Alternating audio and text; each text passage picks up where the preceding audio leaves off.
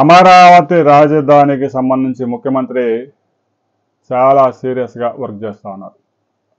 అమరావతి రాజధానిలో 2014 నుంచి 2019 దాకా ఏ సంస్థ ఎన్ని ఎకరాలు అడిగినా కూడా పెట్టుబడులు తీసుకురావటం ముఖ్యం, ఉపాధి ముఖ్యం అని చెప్పేసి భూములు ఇచ్చేశారు. అయితే ప్రస్తుతం అలాంటి పరిస్థితులు లేవు. ఏ సంస్థ వచ్చి మాకు 70 ఎకరాలు ఇవ్వండి, 80 ఎకరాలు ఇవ్వండి అంటే వెంటనే ఇవ్వడానికి ప్రభుత్వం దగ్గర భూమి లేకపోగా ఆ భూమిలో ఇచ్చిన భూమిలో ఎలాంటి భవనాలు నిర్మించబోతా ఉన్నారు. ప్రతి ఎకరాకి లెక్క చెబితేనే రాష్ట్ర ప్రభుత్వం భూములు ఇవ్వడానికి ముందుకు వస్తూ ఉంది. ఎక్కువ అంతస్తుల భవనాలు నిర్మించుకోండి, తక్కువ ప్రదేశంలో ఎక్కువ యూటిలైజ్ చేసుకోండి అనే విధానాన్ని ముందుకు తీసుకొచ్చింది. అమరావతి రాజధానిలో కూడా మనం ఎస్ఆర్ఎం యూనివర్సిటీ, విట్ యూనివర్సిటీ మనం చూసాం. ఈ యూనివర్సిటీల్లో 18 అంతస్తులు 12 అంతస్తులు నిర్మించడం భారతదేశంలో ఇదే మొదటిసారి.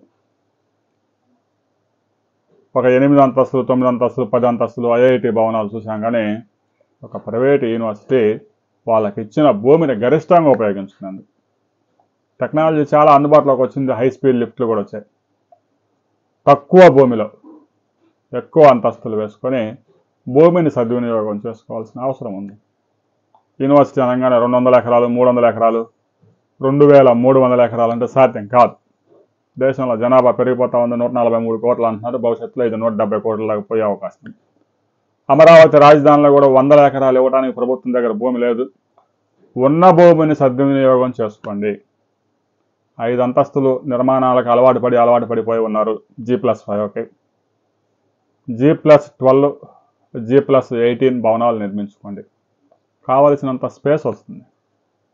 స్పేస్ మనకి కమర్షియల్ స్పేస్ అందుబాటులో ఉంటే వేలాది ఉద్యోగాలు జనరేట్ చేయడానికి కూడా అవకాశం దొరుకుతుంది.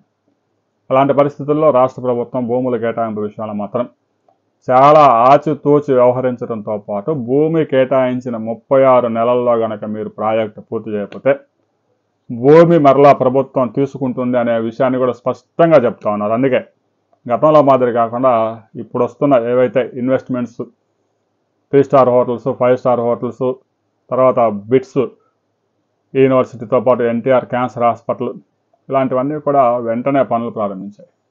రాబోయే కొద్ది రోజుల్లో అమరావతిలో పనుల మీద ప్రత్యక్షంగా మనం మరో వీడియోలో తెలుసుకుందాం. వీడియోని లైక్ చేయండి, షేర్ చేయండి, సబ్స్క్రైబ్ చేసుకోండి.